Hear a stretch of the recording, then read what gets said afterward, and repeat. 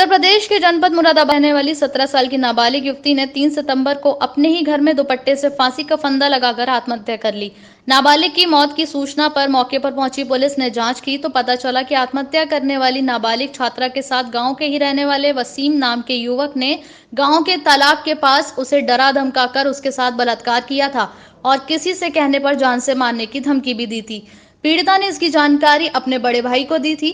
पीड़िता के भाई को परिजनों ने परिवार की इज्जत का हवाला देकर शांत करा दिया था। आत्महत्या करने वाली नाबालिग की भाभी का चाल चलन ठीक नहीं था। परिजन उस पर टोका टाकी करते थे। जब अंजुम को अपनी नाबालिग नंद के साथ हुई बलात्कार की घटना के बारे में पता चला तो उसने गांव के ही फहीम नाम के युवक को ये बताकर कहा कि वो उसके पति को कॉल कर पूरी बात पता करे और उसको कॉन्फ्रेंस पर ले ले ताकि वो भी सारी बात सुन सके। फहीम ने अंजुम के पति को कॉल कर पूरी बात बताकर जानकारी ली। इस दौरान अंजुम ने अपने पति और फहीम के बीच हुई बातचीत को रिकॉर्ड कर लिया। अंजुम ने उस ऑडियो को अपने परिजन जहीर को भेज दी। जहीर ने उस ऑडियो को सोशल मीडिया पर वायरल कर दिया। ऑडियो वायरल होते ही बलात्कार की शिकार नाबालिग के घर वालों तक और आस पड़ोस में पहुंच गई। इससे रेप पीड़िता नाबालिग परेशान हो गई और उसने दुपट्टे से फांसी का फंदा लगाकर आत्महत्या कर ली। अंजुम के पति की तहरीर पर पुलिस ने मामला दर्ज कर नाबालिग से रेप करने के आरोपी वसीम को गिरफ्तार करने के साथ ही आत्महत्या करने वाली अंजुम के पति की तहरीर पर पुलिस ने मामला दर्ज कर नाबालिग से रेप करने के आरोपी वसीम को गिरफ्तार करने के साथ ही आत्महत्या करने वाली नाबालिग की भाभी अंजुम और उसके एक अन्य परिजन जहीर को भी गिरफ्तार कर लिया है। पुलिस ने सोशल मीडिया पर ऑडियो वायरल करने के लिए इस्तेमाल हुए तीनों आरोपियों से उनके मोबाइल फोन भी बरामद कर लिए हैं।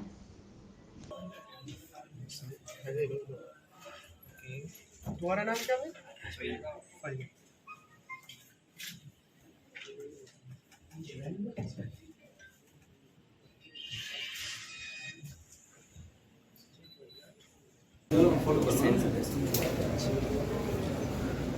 अरे ये पीछे चलो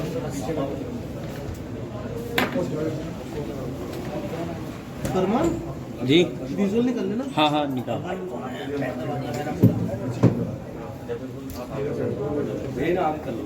आगे आ जाओ अच्छा थोड़ा सा आगे आ जाओ। इधर बना लिया पीछे पीछे हाथ करिए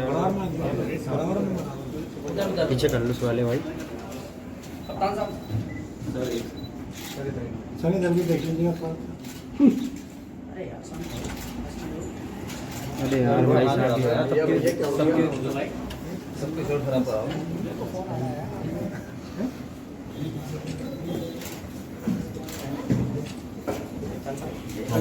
चार आरोपियों को गिरफ्तार किया है। क्या पूरा मामला है? सोनकपुर थाने में 4 तारीख को एक तहरीर मिली जिसमें वादी थे इरशाद जो मृतका के भाई थे। उन्होंने तहरीर में बताया कि उनकी बहन ने फांसी लगा ली है और फांसी की वजह उन्होंने बताई कि वसीम नाम के लड़के ने उनके साथ रेप किया और उस रेप करने के बाद उसने अपने दोस्त से एक बात की और उसकी ऑडियो वायरल की जिससे शर्मिंदगी की वजह से उसकी बहन ने फांसी लगा ली है। तब पूरे मामले की हमने तफ्तीश की मुकदमा दर्ज करने के बाद और जो अभियुक्त थे दोनों वसीम और फ़हीम उनकी बरामद के लिए हमने जो टीम बनाई उनकी गिरफ्तारी के बाद जो हमने उनसे पूछताछ की तो सारी चीज़ें सामने आई। उस चीज़ में मुख्य रूप से चीज़ सामने आई जो मृतका थी उसकी भाभी थी अंजुम का चाल चलन ठीक नहीं था जिस तरह से बाकी लोगों ने बताया और गांव में हमने पूछताछ की तो उसका चाल चलन ठीक नहीं था।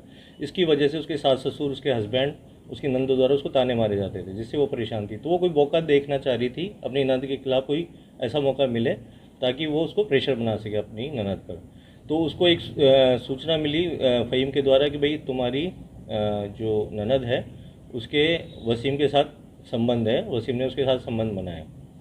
तो उसने कहा कि मैं इस बात पे यकीन नहीं करूँगी जब तक कि आप मेरे को सुना नहीं दो उस बात को। तो उसने कहा ठीक है। तो उसने कॉन्फ्रेंस पे लिया फ़हीम ने वसीम को, जो वसीम ने जिसके ऊपर रेप का आरोप है, और उस पर वो कॉन्फ्रेंस पे अंजुम रही लेकिन वो साइलेंट रही और उसने उस पूरी बातचीत को जिसमें वसीम कबूल कर रहा है कि मैंने उसके साथ ज़बरदस्ती करके इस तरह के संबंध बनाए, तो उसने पूरा वो रिकॉर्ड कर लिया अंजुम ने वो रिकॉर्डिंग अपने देवर जो परिवार में देवर लगता है जहीर, उसको वो रिकॉर्डिंग उसने भेज दी। रिकॉर्डिंग के बाद उसके जो देवर है जहीर ने उसके पति को बताया, जो पति है इरशाद अंजुम के, जो लड़की का भाई भी है, तो उसको बताया। तो जब वो ऑडियो वहाँ पहुँची तो वो घर पे आया, और घर पे आने के बाद उसने इस बात की सारी चर्चा की कि भाई इस तरह वो अपनी बहन से पूछताछ की, तो वो बहन शर्मिंदगी की वजह से उसने इस तरह का स्टेप उठाया। तो इसमें मेन अभियुक्त तो वसीम है, जिस पे 376 दर्ज किया गया है। बाकी जो लोग, अंजुम है जो उसकी भाभी है, फ़हीम जिसने इस पूरी बातचीत को उससे वसीम से की, और ये सारी जो घटनाक्रम था अंजुम ने वसीम के साथ, फ़हीम के साथ मिलकर किया, और बाद में इस रिकॉर्डिंग को जहीर को भेजा। तो इस घटना में पूरा एक जो इस तरह का जो मतलब एक गठबंधन बना इन लोगों का, तो उसमें 120 के तहत इनके ऊपर और पॉक्सो एक्ट के तहत मुकदमा दर्ज किया।